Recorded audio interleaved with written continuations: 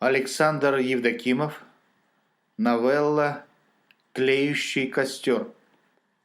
Банька имела главное: печь, полог, бревенчатые стены из осины, разбухшую дверь, воду, аромат жары и пар с веничком. Весь мир был и где-то, и весь мир был здесь. Только маленькое оконце заглядывало сюда.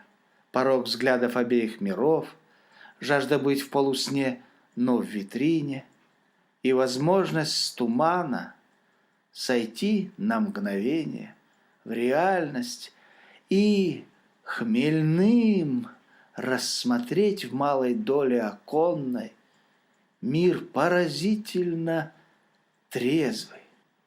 Оконце! Искры потянулись в небо и в потоке воздуха зависли над банькой и отразились в больших глазах, которые распахнула уста, высматривая в окне угли костра и берег. «Что там?» — спросила Адна, лежа на полке вниз лицом, обмякшая и счастливая. «Вроде нормально. Я подумала, может, кто-то чужой появился. Нет, наши одни». Августа отошла от маленького оконца и встряхнула веником. «Что, еще?» «Нет, все хорошо. Тогда слезай, сползай, твоя очередь парить». «Сейчас холодная обольюсь, а ты тащи свою пислю на полок». Они со смехом поменялись местами. «А где веник?» Села на лавку Адна. «Я в тазик его положила. Ой, хорошо. Даже лучше, чем конч», пропела, не открывая глаз, Адна. «Да, тут всегда хорошо. А с ними то конч, то не конч. О себе только думает. Ой, да». Ариадна открыла глаза и взяла веник. «Даже если приплываешь в картине Репинской несколько раз подряд к бережкам оргазма,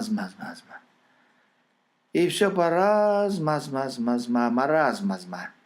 У тебя было так?» «Не знаю. Наверное, иногда не успеваю. Не знаю.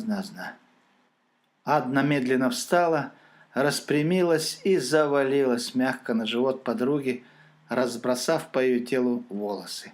«Ай, раздавишь!» «А когда у вас в животике кто-то жить будет?» «Не знаю». «Ты что, ничего не знаешь?» И она приподняла голову и залепетала сладко по-детски. «Ни тут, ни здесь». И она быстро чмокнула мягкими касаниями губ пупок и лобок. «Ай, дура, щекотно!» Согнулись ноги у Незнайки, и она задохнулась от грудного смеха. «Перестань прикалываться, а то сейчас вылетит из меня все, что выпила и съела. Адна, не могу уже». Ариадна выпрямилась, закрыла глаза и, глубоко вздохнув, резко выдохнула и задержала дыхание. И расслабилась на несколько секунд. Уста тоже с облегчением вытолкнула из себя измучивший ее смех и получила наслаждение невесомостью среди бесконечного космо Вселенной в маленькой баньке. «Адна, у тебя такая красивая грудь». Ариадна открыла глаза. «А у тебя какая?» «Не знаю». Она села. «Смотри, разве такие растопырки понравятся им?» «Что? Комплекс?» «В этой бане 2 груди, и они обе миссиски всей вселенной, глупышка». «Да? Но тогда не 2, а 4. Ну, конечно. Но у тебя они какие-то розовые». Адна взяла кош. «Ты на что намекаешь?» «Да мы тебя еще не парили. Ложись пока на живот. Вот. Металл при нагревании расширяется. Сейчас я поддам вам». А при чем здесь металл? Как при чем? Железо, железо, осторожно! Пар рванулся из печи и мгновенно охватил все пространство. Толкаясь, ругаясь в клубах, провернулся и замер, завис очень плотно. Вот, сейчас, Уста, сейчас. Веник начал хлестать и пробегать, гладить нежную кожу, неся под собой горячую воздушную подушку и пропитывать тело духом своим березовым, а затем ветвь березы вошла в этот процесс ладонью и начала трястись, щипать и шлепать до боли. «Все хорошо? О, хорошо!» «На спинку ложись». Августа перевернулась, радуясь вновь таким блаженным мгновением. «Августа, лупи потише. Одна я тебя жалела!» Буркнула она и закрыла глаза.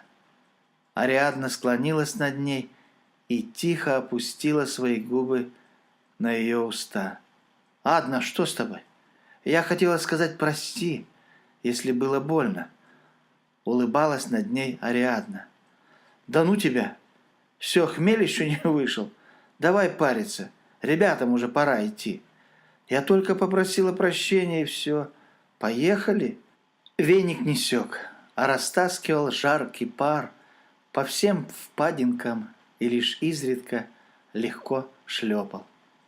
А мне в Сачах вообще не понравилось. Легко работала с веником Адна, а тебе? Уста кивнула, не открывая глаз. Погода была говно, я согласна. Ни моря, ни загара.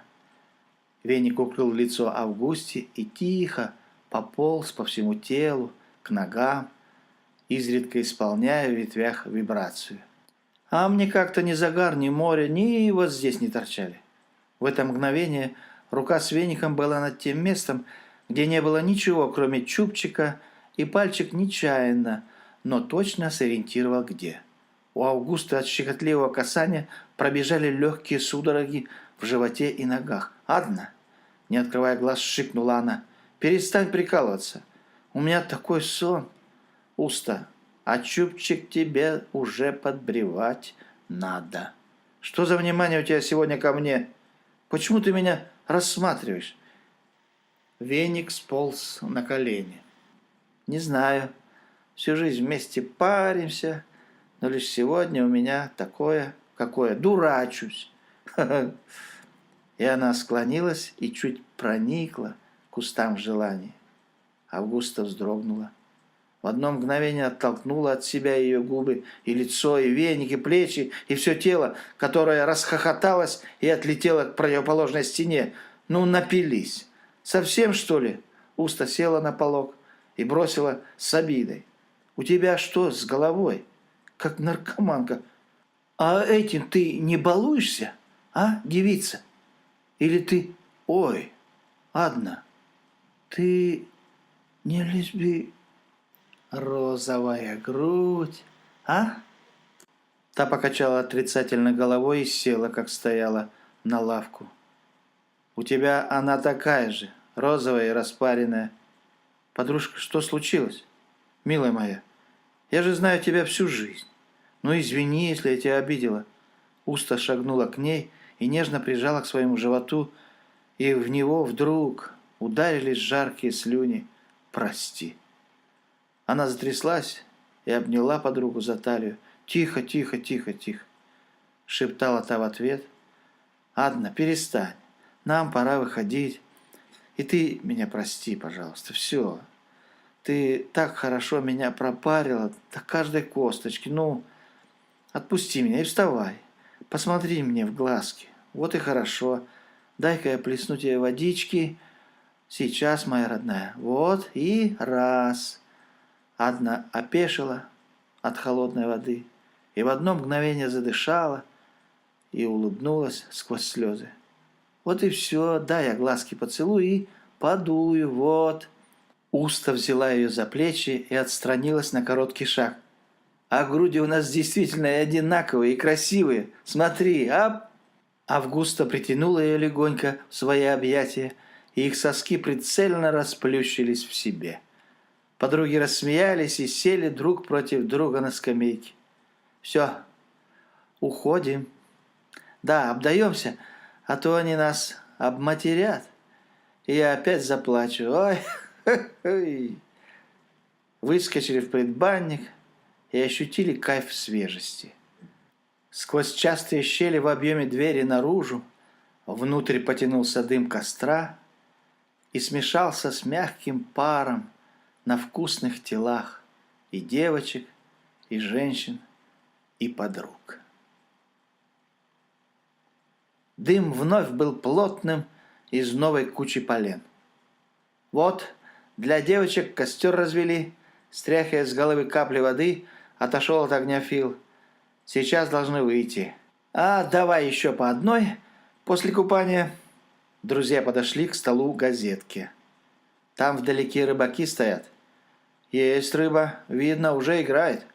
Уха у них будет, не то что у нас. А у нас баня».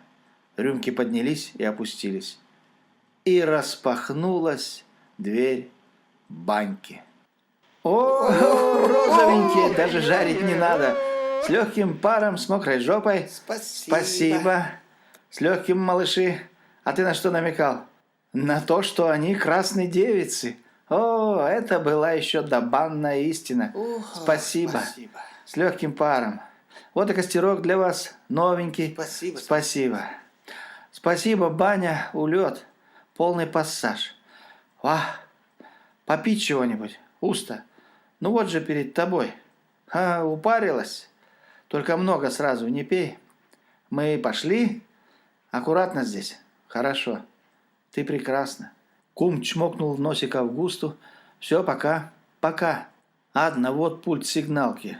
Это кнопка тревоги. И с расстояния поймает и заорет. Отдохните чуть-чуть и обязательно покушайте». Спасибо, Фил. Несколько минут девушки сидели в полном расслаблении и благодати. Мысли еще не было. После нескольких жадных глотков воды они просто отсутствовали. Сознание касался лишь легкий и нежный треск дымного тления костра и шум бани. Вот дурни, пугало сожгли. Адна обошла тлеющий крест-скелет и на секунду изобразила чучело, встав за ним в своей исподней. Жаль беднягу. Жертва игры. Крест-скелет неожиданно вспыхнул в вершине своей, где однажды родилась голова, огнем пламенным и дымной шапкой, как лицо безликое, завис на мгновение на этой жердине. «С легким паром, сударыни!» — изогнулся вежливо неизвестный старче. «Спасибо!» — удивилась Адна. «И вам добра, дедушка!» Отблеском добра и тепла от костра поприветствовала Августа странника. Ариадна качнула головой в поддержку слов подруги. «Я хозяин баньки». Старый с блаженством понюхал дым от костра, как пар. «Мне ничего не нужно, огонька вот только». «Да, это ваше сокровище», — удивилась Ариадна. «Боже, какое чудо!» — продлило любопытство Уста. «Вы просто творец и созидатель». «Люблю гостей. Любых. Под парами все равны». Огонь в костре притих в пространстве диалога. «А где вы живете? Здесь где-то?» «Да, здесь, будто бы здесь. При баньке. Куда я без нее? Все у нее для здоровья и справедливости ради».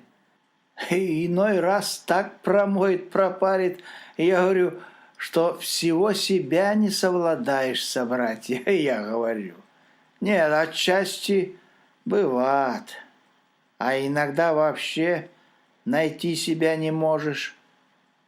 Лишь на 7 небе обнаруживаешь наружу всего обнаженного. Бывает.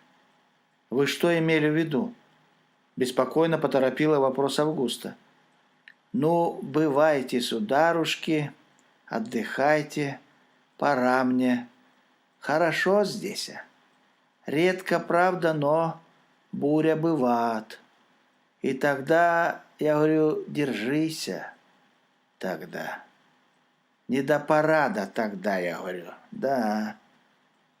Дед уже шел к темным кустам силуэтом и продолжал бубнить себе под нос истерии природы. Ветер штормовой тогда, и дождь, как из ведра, я говорю, да, и бревна, как спички, плоты, будто щепки. Женщины воют, дети рыдают. Тогда да, всяк тогда от стихии страдат, я говорю, да. Тогда всяк от стихии.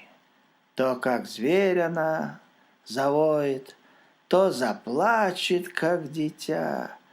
Кругом поэзия. Девушки проводили взглядом старого, и тут же в нервной игре забился огонь в кострище, сплетая языки своих чувств над углями. Странное, однако. Адна сквозь пламень скользнула взглядом по мертвой глади воды томасичной старицы. А Ирины почему нет? С ней весело. Чучело-мяучело это придумала. Прикольно тогда было. Жаль, дождь с ураганным ветром помешали. Ариадна потянулась и вкусно посмотрела на Августу. Зачем сожгли? Жалко. Переживает о чем-то Фил, переживает. Уста села, и взгляд ее побрел по окружающей их флоре, и, оттолкнувшись от ее большой красоты, упал на стол в маленький мир красоты и флоры, и фауны. А они купались. Августа оживилась первой. Ариадна очнулась тотчас же. Хорошо, что тепло, но там грязно. Взгляды девушек притянул костер и торчащая из него жердина несуществующего и безликого пугала. Огонь он, а страсть и пластика в нем женская, прошептала Ариадна. Ты прости меня. Ну перестань, хорошая моя. Я ведь тоже люблю тебя, как самую родную. Я имею в виду не любовь к родному или любимому. Я о нежности и ласке, внимании и тепле. Мы обе любим и любимы, будем надеяться. Но даже в славных отношениях двух людей очень часто слабая половинка остается в какой-то степени одинокой. Понимаешь? Не знаю. Может быть, ты права? Давай шашлык жарить. Не знаю, заладила. Давай выпьем. Ну а сон свой хотя бы знаешь? Хоть что-то помнишь? Какой сон? Они встали, потянув за собой стаканчики. За которым ты в баню пошла. Наигранно злобно выбросила Адна. Пошла в баню. Уста рассмеялись у Августы. Они соприкоснули тела питейной тары, окунулись взглядами, выпили, присели, взяв по шампуру, и затеялись испеканием. Костер вкусно шипел. Вино растекалось в сознании до абсолютной искренности. Да ты мне весь кайф обломала. Такой сон. Ты тоже. Я? Да ну тебя, с твоим веником-обломщиком. Отнюдь. Он наверняка наполнял и дополнял твой сон. Он отвлекал и мешал. Настояла на своем обладатель сновидения и показала язык. Ну, ты у меня получишь. Я тебе покажу язык. Тоже. Ты рассказывать будешь? Или мы мясо сюда пришли жарить? Сильно интересно? Очень. В общем, это короткий фрагмент нашей первой любви. И последний, надеюсь. Не каркай. Опять уста бросила язык на уста. Это все наши первые прикосновения, осознанно направленные для возбуждения. Наша нежность и наша ласка друг к другу. А поскольку они первые, то они более яркие и чувствительные. Тут же рядом пылкая внутри себя борьба. А можно, а нельзя. И от этого весь трепет такой искренний, что более высокого чего-то я просто не знаю. И это для меня бесценно. К тому же главное событие этого периода – мой первый поцелуй. Где-то в это же время, в августе. И это вдвое дорого девушке с именем Августа. В воспоминаниях мне очень приятны эти моменты, но во сне я просто плыву. Кошмар. Что рассказываю? Ой, ужас, вино ударило. Костер потрескивал, на него уже никто не обращал внимания.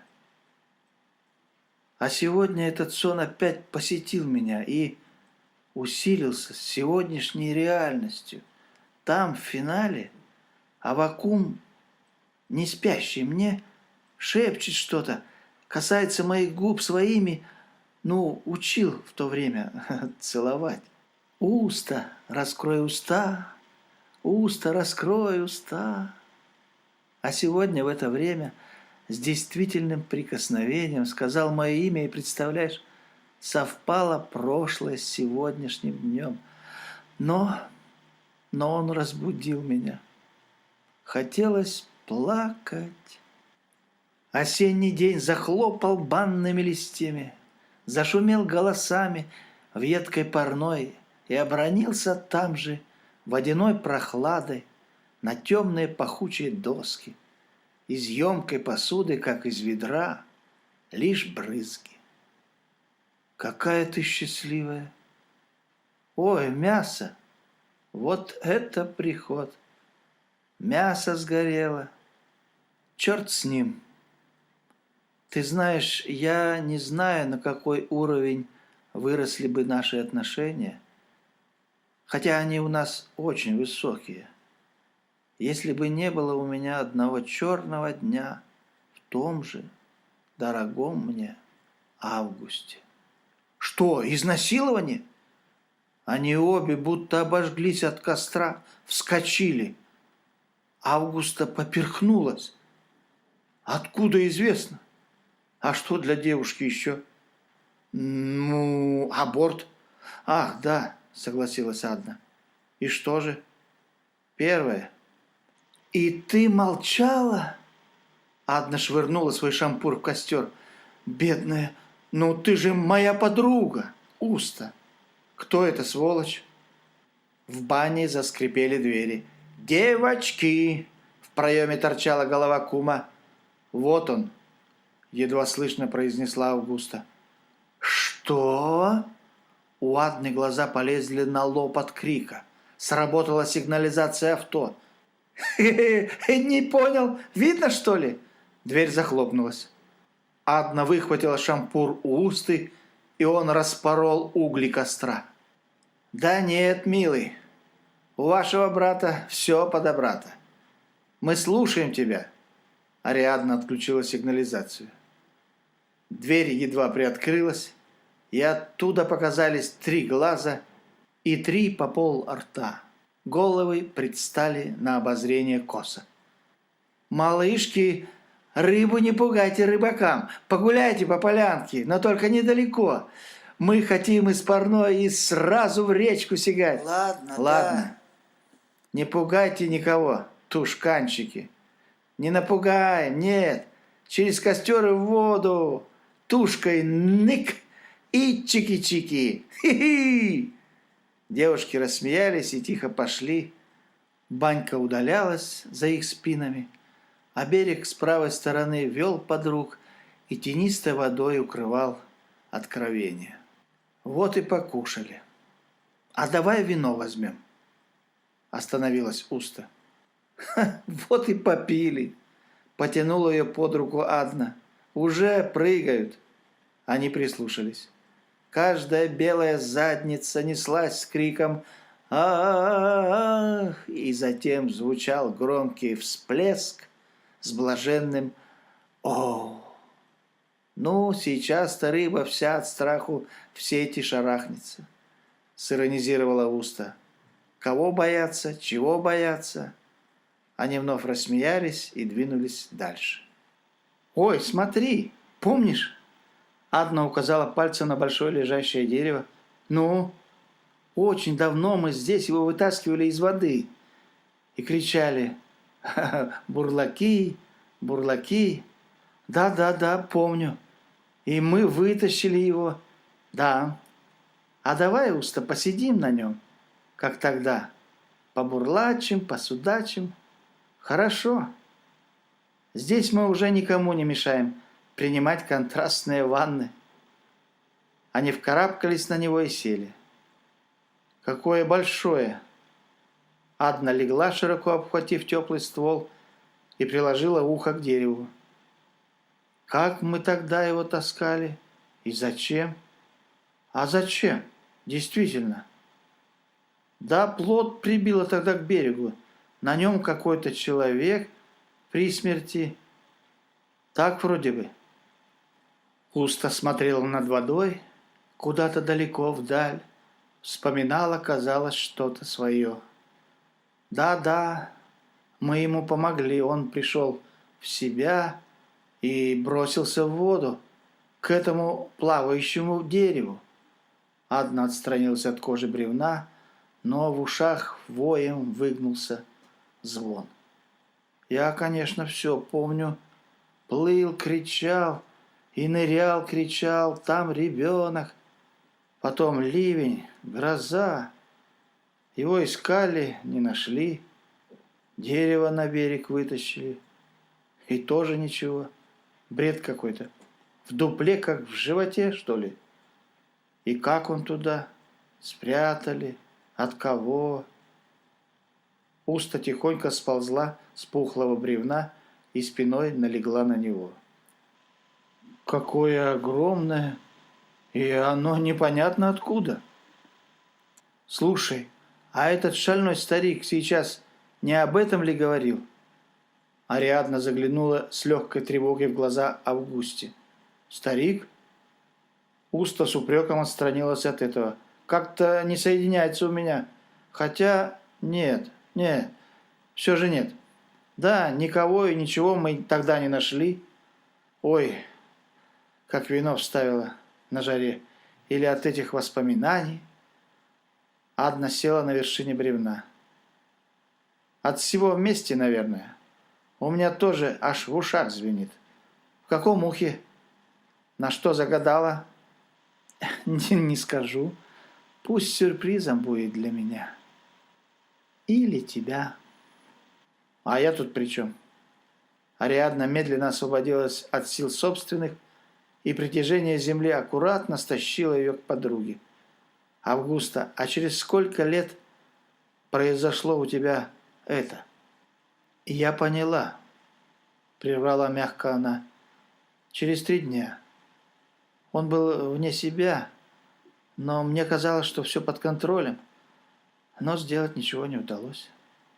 Ведь все впервые для обоих. Насилие его было коротким, и он не ожидал, конечно, что все кончится тут же, сразу. Тогда в нем все опустеет, и его безумство провалится в пропасть. Раскаяние и умоление простить его были ужасным зрелищем. В момент, когда я находилась в шоковом состоянии, потом он все сделал, чтобы вернуть мою любовь, вернее, сделать к ней шаг, то есть к нему. Да, и мне, как видишь, это удалось, но я не простила его, и он это знает». Августа смахнула слезу со щеки и растерла на пальцах. «А сейчас мне его жаль. Знаешь в чем? В В том, что он не пропускает взглядом юбки того же возраста, в котором была я в тот миг, когда он стал мужчиной. Он любит меня как яркий образ. Слишком ярким было для него потрясение. В положительном смысле. До того, как он удовлетворился. А для меня и до, и после в отрицательном. Да, я впервые говорю это, но все годы эти думала. А сейчас, когда пройдет мимо этого кота девчонка, я уже не смотрю, как его руки влезают в карманы брюк, чтобы... Я знаю, прервала взволнованная Адна, чтобы поправить выскочку межкарманную, козлы. Да, но очень долго я сразу вскипала. Он не понимал. Ладно, Адна, хватит об этом. Все рассказала, и камень с плеч, все хорошо. И у меня есть мой сон, и мой сегодняшний день, и впереди целая жизнь. Августа, Господи, конечно, целая жизнь. Ведь я забываю тебе сказать, что у нас скоро свадьба. Ариадна, да, Агапит классный, да. Как вы с ним? Наверное, как швейные машинки Зингер. Представляю. Меньше все-таки у нас общих встреч получается. А жаль. Теперь еще один повод. Молодцы. Хорошо у нас. Только вот швейного у нас маловато. Все больше рядом швейк. Нет, у нас все отлично, чтоб ты поняла. Но в рамках нормы. Короче, как у всех. И никого мне другого не надо. Да все чудесно просто. Ариадна, да я тебя обниму. Она подтянула к себе невестку и заглянула ей в глаза. Ну вот и все. Ты первая. Августа обняла подругу и поцеловала в щеку и обхватила крепко голову руками. Пойдем. Уже сумрачно. Адна тихонько отстранилась. Августа, горячо дышала она, у тебя все в линеечку и по полочкам. Люблю, не простила. А мне что делать с моим насильником? Значит, все из принужденных? И кто? А ты еще не догадалась? Нет. Девушка однажды была. Августа обомлела. Уста, я сама не узнаю себя. Наверное, жара, вино, а этот факт из прошлого. Глаза Ариадны медленно опустились вниз, а руки жадно обнимали все тело Августы. Их дыхание остановились. Уста смотрела в глаза Адне и была в полном оцепенении. Затем взахлеб вернулась к дыханию и уронила веки к земле. Что-то горячее коснулось ее живота, истребляя сознание. «Адна, ты с ума сошла!» Августа тихо вскрикнула, и рядом с нижних веток взлетела сова.